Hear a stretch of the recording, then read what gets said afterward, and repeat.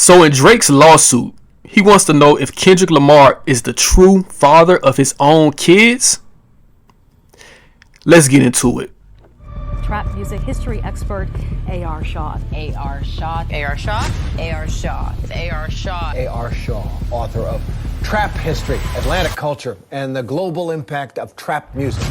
Welcome back to the channel. This is A.R. Shaw, A.R. Shaw TV. I am the author of the book Trap History, Atlanta Culture, and the Global Impact of Trap Music. Definitely check this book out.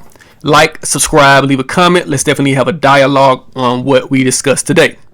All right, let me get right into it. So this lawsuit, Drake's lawsuit against UMG, Universal Music Group, in regards to Kendrick Lamar's "Not Like Us," doesn't seem like it's going away anytime soon. So Drake, of course, right now, both sides, Drake and Universal Music Group, right now when they're in the discovery stage, and with the discovery stage, both sides can ask for evidence or just documents on things, and Drake is really taking things to another level in terms of what he's asking for. So today it's been announced that Drake has decided to throw Kendrick Lamar's kids and his wife into this lawsuit. Now, according to the lawsuit, this is what Drake is asking for.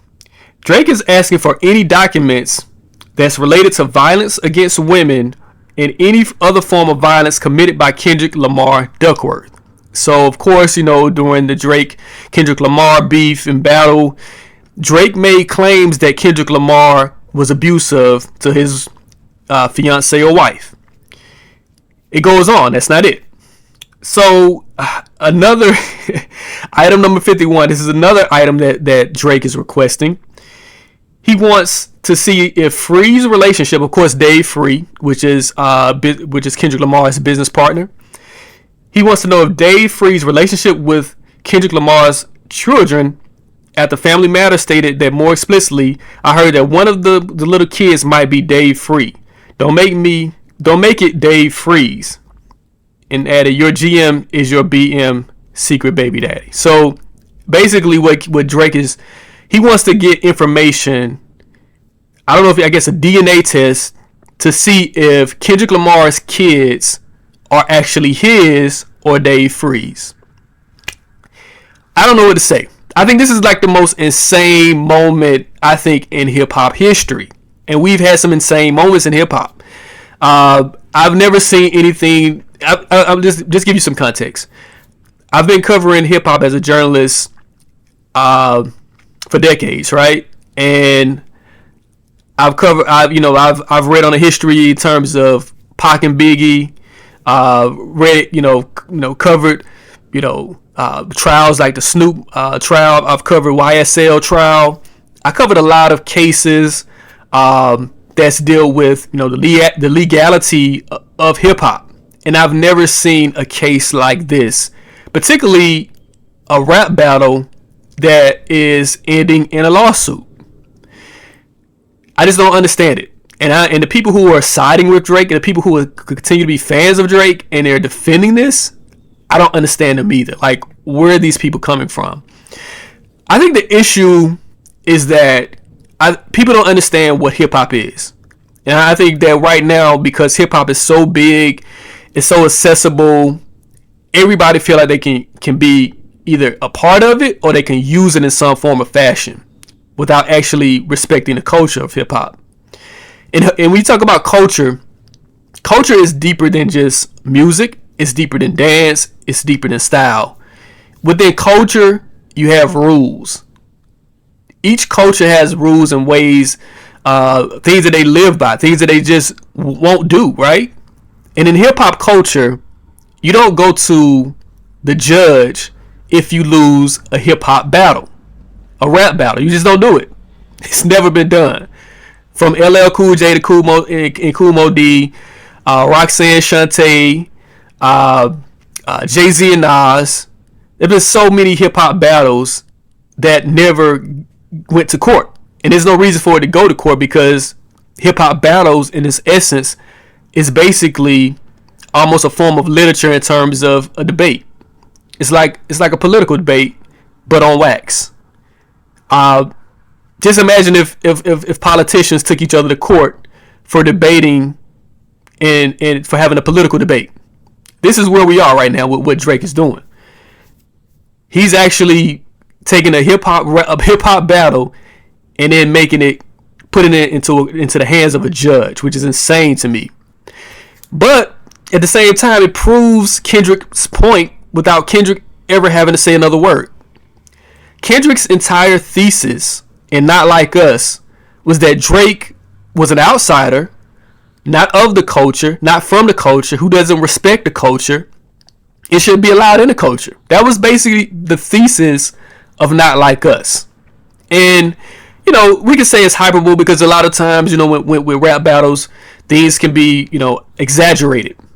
But Drake himself is exaggerating Kendrick's own claim that he's not of this culture. What's interesting is that Drake's situation is almost similar to Remick and Sinners. If you got an opportunity to see Sinners, you know that the vampire Remick, he basically had no real culture of his own, and he wanted black culture. He wanted black music. He wanted the aesthetics and the soul of black culture. That's the basis of Sinners, right? And he would do anything to get inside of this culture. In a sense, Drake is doing the same thing, right? Even though Drake, his father, of course, you know, a musician from Memphis, his uncle is Larry Graham, which is one of the most highly regarded musicians in the history of black music. Larry Graham played for Prince and so many other amazing artists. But Drake didn't grow up in Memphis. Drake grew up in Canada, not necessarily not in the black community of Canada. And we're seeing that this is who he really is. I just don't think he understands hip hop and the nuances of hip hop, and I think the people around him aren't really giving him good advice. I think this is the crash out after the crash out. I think the first crash out was Not Like Us hitting and basically becoming the biggest diss song, maybe the biggest rap song in hip hop history. And now at this moment you have the after effects of Not Like Us and Drake basically trying to figure out how to get some type of win. And the only type of win that he think that he can get now is from a judge that can say, okay, yeah, you won. But what is a win? What does it mean if Drake wins this lawsuit? Like, what's the end goal? Is it money? Is it, there's a lot of people that are saying, oh yeah, he's doing this. Drake, mostly Drake fans are saying that he's doing this because he wants to expose the music industry for using bots and things of that nature. Okay, well, right now you're going beyond bots. You're trying to get information to see if Kendrick Lamar is really the father of his kids, which has nothing to do with bots, which has nothing to do with helping other artists in the music industry. It has nothing to do with anything, really. So why are you doing this? Why are you asking for this type of information? Drake has also asked for Kendrick Lamar's record contract, and UMG gave him a redacted recording contract, which means there's a lot of things that basically are pretty much hidden within the contract. But Drake wants the unredacted contract. Why do you want that? And so, it's just interesting. For all the people who love Drake, I think Drake made great music, but the end result shows you that this dude isn't of this culture, and he doesn't, for whatever reason, he doesn't respect this culture. And I think we have to really kind of evaluate where this dude can stand. What does he stand in hip hop history right now? Like, how would Drake be remembered in terms of what he did and what he's doing right now? Because right now he looks like the biggest loser on earth and the biggest loser in hip hop history. Like, beyond Vanilla Ice, beyond all of these one hit wonders and flops that occurred throughout the years of hip hop, there's never been a bigger loser than Drake in terms of what he's doing right now.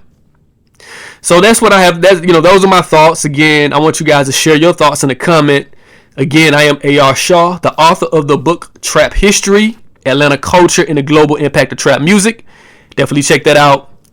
Like, subscribe, leave a comment. Let's have a dialogue. I'm out.